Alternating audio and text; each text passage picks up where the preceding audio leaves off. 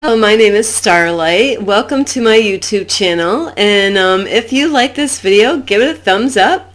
And if you like, please subscribe to my channel. I would really appreciate that. And before I get started, I always want to reach out to you and see how everybody is doing. Make sure everybody is taking really good care of themselves.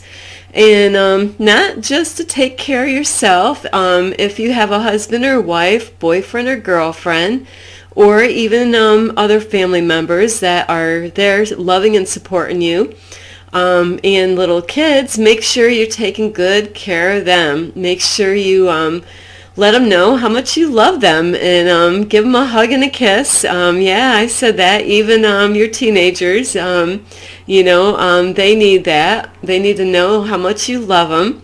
And don't forget your furry little friends and the not so furry friends. So anyway, I really want to really reach out to people that are parents, this is really people that have kids.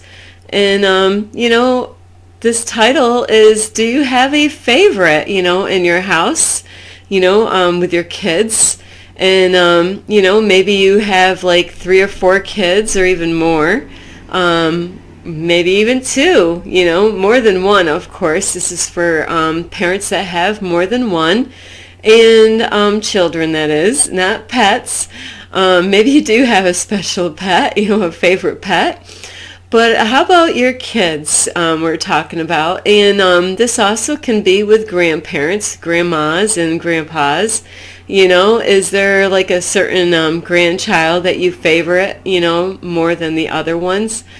So I really want to reach out to all of you that have kids. And this is also good for people that don't have kids that might be planning on having kids. So it really kind of says it all for a lot of people. So anyway, I just want to reach out, and I know that there's some kids that can be a real handful, but that also depends on how are they being brought up, how are you raising them? As parents, what I've learned, being a young mom when I was started out, I learned a lot from my mom and dad, the do's and the don'ts, just like we all do. So I learned from my parents is to be honest, and I didn't learn that really from my parents, but I learned it after I got out of my parents' house, is to be honest with your kids. That is really one of the best things you can really give to your kids, is being honest to them. And if you are not honest, admit to it. Let them know, because when they get older and when they start learning, they're going to find out anyway, So I have to confess a little bit before I get too far in this, is I still, at this day, has been very honest to my kids. There was one big lie that I did with my kids when they were little. It didn't last long, but like many of us as parents, we've done the same lie to our kids, because our parents did it, and their parents and their parents and their parents and their parents did it, and it got passed through generation after generation after generation after generation. And before you know it, you started doing the same thing maybe your parents did to you, that your grandparents did to them, and on and on and on. So anyway, what was that big lie? When I was starting off in church, and you're probably wondering, what the heck does church have to do with this lie? And well, I was learning about Christmas and why I was celebrating Christmas when I became a Christian. And when I was a kid, I was learning about Christmas with Santa Claus. I didn't know anything about Jesus. I didn't know anything about God. My parents were not religious, believe me. If you lived in their home, my dad didn't want nothing to do with God or Christians, So, I came from a home like that. So when I got older, I did start going to church. My dad, I have to say, I got to give my dad credit, is that we did have Christians knocking on the door, or Jehovah Witnesses that knocked on their door a lot of times when I was growing up. And my dad loved scaring those people away. But we did have a family that came to our house. Their names were the Carlsons. And I was surprised, even though my dad didn't want nothing to do with God or church or Christians. He gave us the choice as kids to decide on our own whether we wanted to go to church or not. So I wanted to go. I needed to get out of the house. A lot was going on when I was being brought up. So I looked for any opportunity to get away. So I did. This family picked me up every Sunday and brought me to church. And then later on, like I was saying, is I again got saved at a funeral because a friend passed away. And a year later, I started learning. I wanted to learn about Jesus, and I started learning about Christmas, the real reason why we celebrate Christmas. Now, some of you, you might be, hey, I like Santa Claus and the snowman and all that. Hey, that's fine. But, when I was learning the reason was because of Jesus, that was the reason for Christmas. And I never quite understood why we were getting all the presents, though, when it was his birthday. I still haven't wrapped my head around that one. So anyway, so we had either people were celebrating Christmas with Santa Claus, which a lot of families do. They repeated the same thing that their parents did. Maybe that's all they knew, and that's what happened with me. That's all I knew when I was growing up was Santa Claus. And it was devastating when I was a little girl when I found out it was a lie, and that wasn't the only lie that I was being told when I was a kid. I was being told many lies by my family growing up. So when I got older, I learned to tell the truth. And, with my family, my kids. And so when I was going to church, I was learning that, you've been lying, to your kids about Santa Claus and about the Tooth Fairy. I was a busy mom, I had to be the Santa Claus, and the Easter Bunny and the Tooth Fairy. You know how it is if you celebrated those holidays like that with your kids. And boy, it put a guilt trip on me. So even though I never could afford it in the first place, I was like, man, it was such a stressful time when the holidays came. I was a single mom raising 2 kids on my own, with no car at the time. So and working. So that was a very hard time for me, and only working a minimum wage job without a GED. So I'm working at Burger King. And, doing all the hours I could. And, so there was not much money at the end of, of the month, after all the bills got paid. So I confessed to my kids. And it was shocking how it all came out, where my daughter thought it was funny. She didn't respond the way I did when I found out. Of course, my parents didn't tell me about it.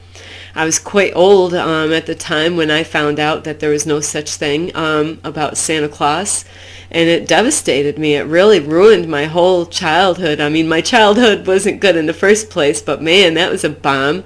So, so when I confessed to my kids about that, I couldn't do it anymore. I couldn't lie to them anymore, and then I felt kind of silly because I'm the one that was working hard, and, the little bit of money I had at the end of the month for Christmas, for the holidays, or even any of the holidays, then I was giving credit to the Santa Claus and to the Easter Bunny and the Tooth Fairy when it, really it came from me.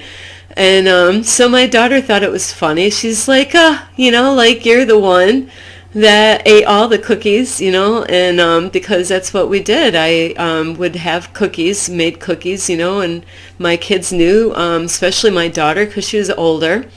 So it really didn't affect my son as much as it did with my daughter because he was much younger. But I was surprised. how she reacted. So really, after I got that out of the way, I've been very honest to my kids, you know. So honesty really is important when you're bringing up your kids. And if you're not honest, you're going to, you know, have some behavior problems with your kids. The other thing that would really help you out is to, you know, not only to be honest with your kids, is be a good example, you know. You know, if you tell your kids you shouldn't steal, you shouldn't be stealing. Or, you know, you tell your kids don't do drugs. Are you doing drugs? You know, you shouldn't drink alcohol, but are you? You know, so that's the kind of home that I grew up with, where my parents said one thing, we're doing other things, you know, not that they were doing drugs, but they did like their alcohol when I was growing up, where we were even being allowed, you know, to drink wine at a very young age at the table with our dinner. My mom loved her wine, you know, so, you know, a lot of things were going on in my house. I don't know about yours. And then a lot of parents wonder why my kids are behaving the way they are. And then the other thing that I notice is going to public school. You know, like if you're sending your kids to public school, yeah, you're going to have a handful, you know, no matter how each child is in your house, you should never have a favorite, and they should never know about it. You know, you should never tell your kids, hey, you know, like your mom's got a favorite, or yeah, or where it's so obvious, you know, hey, how come, you know, Tommy is always seems to, you know, get away with stuff, and Tommy, you know, like is always getting a better end of the stick here, you know, like not the not that kind of stick, but a better deal all the time. And you know, kids will know that. I was a black sheep of my family. We actually had a couple black sheeps in my family. You know, we did have a couple favorites in our family, and that's not how it should be, you know. I know, like with my family, we had one that was always getting in trouble, but you know, hey, you know, my parents were not being a great example to how to be, you know, that's kind of what you expect, you know, if you can't be a good example and tell the truth to your kids. And, you know, like it takes a lot of patience with your family, you know, with your kids and stuff like that. And you should never have a favorite, you know, even if you're a grandparent. Do you have a favorite grandchild? Like, oh, you know, like I like this one here. He's, you never know, you know, sometimes those ones that turn out like you think are the best ones, maybe they're just really good at getting away with stuff, you know. Maybe, you know, they're not as good as you think, you know, because that does happen where sometimes families are deceived and thinking that the favorite, you know, of all of them is the one that's caught, you know, getting away with a lot, you know. Maybe they're just sneakier about getting away and putting the blame on the other kids. So, you know, just because they might behave good in front of you, what are they doing behind your back? You know, maybe they're just really good at getting away. So you can't really believe, you know, all the time if you think your child is really good. And I'm not saying that, you know, like I have two beautiful kids and they know I love them both equally. When even though they're a boy and a girl and two different ages, and yeah, I'm sorry to say, but they do have two different fathers. You know, I started off young. I have no regrets with my babies, and not that they're babies now, but no matter what age difference or the father they came from, I love them equally. When I started out with mine, even though I didn't have a lot of money, anytime that I went out to the store to buy something cheap, a lot of times it would be at the Dollar Tree. You know, they had a lot of toys when they were little that you could get for kids to keep them quiet and keep them happy for, you know, because they had to walk a lot. So I bought a lot of dollar gifts for them, you know, but when I bought for one, I bought for the other, unless it was their special birthday. That was different. You know, I never treated my one better than the other, and, you know, so I don't have any complaints on either one of my children. They were both different. Of course, they had two different fathers. And but they're I love them equally. I know that they both struggled in different ways, and it doesn't matter if you have one that behaves more and the other ones, might get in mischief a lot. It means they need more attention and more love, though, you need to spend more time with those ones, find out what's going on with them, maybe they need to go see a specialist. Hopefully there's no abuse going on in the home, because a lot of times that's the cause is people treat their kids differently. Sometimes parents are good in front of their loved one, but when you're gone and they're babysitting, how do you know what's going on behind the scenes, when you're not around, so and I really do, if I did it all over again, I would have hidden cameras in my house, to make sure, like if I had a husband or a wife, and it's a shame to say this, but really, you need to protect your kids at all cost, because how do you know, how your loved one is really treating your kids?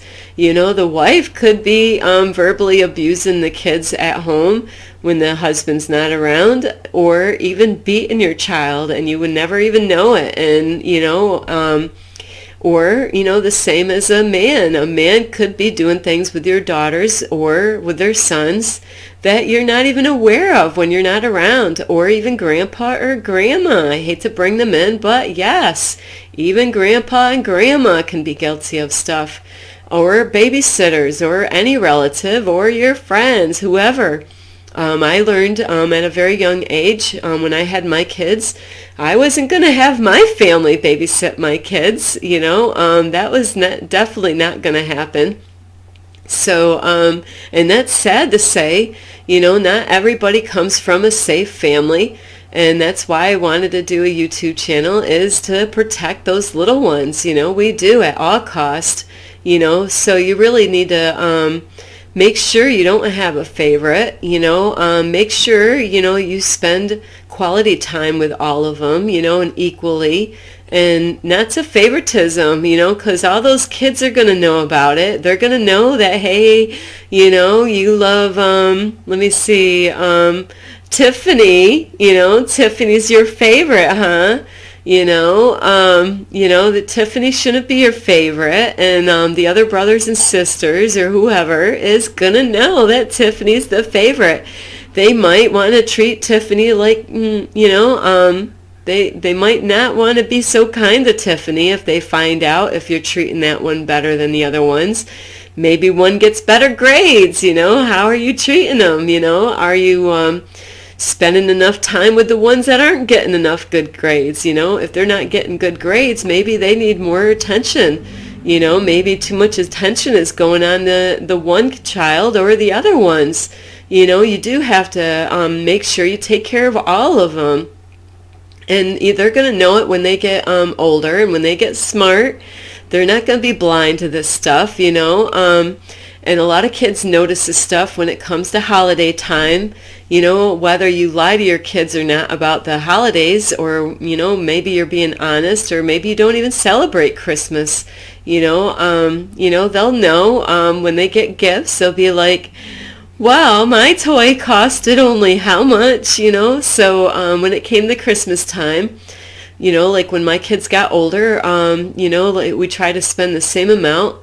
I know one holiday that my daughter got a little bit more, but she needed a coat really bad, and things were tight, so sometimes, depending on the, but it wasn't a toy, so there are times that you do have to help each child out, make sure they have the necessities in life.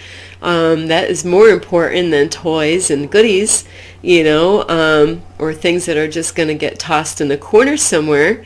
So you do want to make sure that you love your kids, and let them know that you love them, not just by buying them stuff. You know, that's one way to show. Take them out and do things. Take them out, you know, like get them out outside. Spend some quality time. And it doesn't always have to be where you got to spend a lot of money. Not everybody has a lot of money to take them to the fair and, you know, travel all over, you know, but go take them hiking, take them swimming. Those are things that you can do, or play some sports with them. You know, get them active outside, please, you know, get them out with Mother Gaia, planet Earth, you know, let your kids know, give them those hugs and kisses. They might want to push you away when they get at a certain age, but let them know you're going to hug them anyway. Don't let them get away with that. You know, of course, with the teenagers, you might want to do that inside your house and, you know, let them know that you still love them. You know, they need to know. And you really shouldn't have any favorites, you know, and that goes for the husband and the wife and the boyfriend and the girlfriend and grandpa and grandma. You know, like sometimes, you know, maybe the dad has a favorite and the mom has a different favorite, you know. Let all of them be your favorite, you know. Treat them all equally. And because they're not stupid. You might think they are, but they, you know, like eventually they are going to find out. And if you do have a favorite, don't tell your kids, you know, hey, you know, like Zane is our favorite kid, you know, we love him more than we love you, you know, like don't tell your kids that kind of stuff. That, you know, that could make them go at the edge of their life, you know, where, you know, if they were going through depression time or something like that when they got older and really knew that you loved that one more, you know, you never know the effects that can have later on mentally, you know, like in their mind space. So you want to make sure you let all of your kids know, you're my favorite, you know. So with my kids, I actually told them, like, you know, because I only had a daughter and a son, you know, like I told them, like, you're with my daughter, it's like, you know, you're my firstborn, you know, like, and she is my firstborn daughter. And with my son, he's my firstborn son, you know, so I don't have a favorite. I wanted to make them both feel special because I know what it's like coming from a family where you don't feel special. And there should not be any black sheep in the family, you know. I don't know where they get the name Black, you know, they got all these names, you know, so love all your kids equally, please, you know. And if you don't right now, you can always change that. Look at the way you're doing things now, and spend some times with the black sheep of the family. Love that one. That one needs a lot more love than you know. And so anyway, this is Starlight. I do hope you get some help from these videos. My heart is in the right place, and I just want to help parents because I know not everybody gets educated the right way, and not everybody has parents that bring them up in the right way. I know I didn't. So I just want to help people out that are struggling, you know, because a lot of people didn't get educated, right, you know, and being good examples to their kids to bring up good, healthy kids in this world. And that's what we need. We need more parents to really take it serious when having babies. So anyway, this is Starlight. If you like this video, please give it a thumbs up. And if you like this video, please subscribe to my channel. I will have more different topics. And as always, make sure you're taking good care. Be kind to yourself, you know, have good thoughts about yourself. You know, if, you know, and, you know, like, don't call yourself names. And don't be too hard on yourself or others, you know, like, remember, everybody has their own thing going on, and you never know what somebody is struggling with. So even when you're out in public, be kind to everybody, and don't hate your enemies if you have any, you know, love them. They need love just as much as anybody else does. Just, you don't need to spend time with them, but you need to not be like them either. You know, don't turn out like them, you know, because then you're just like them. and you don't want to give them power. So anyway, this is Starlight. I love you all, and this is Starlight. Love and light. Peace.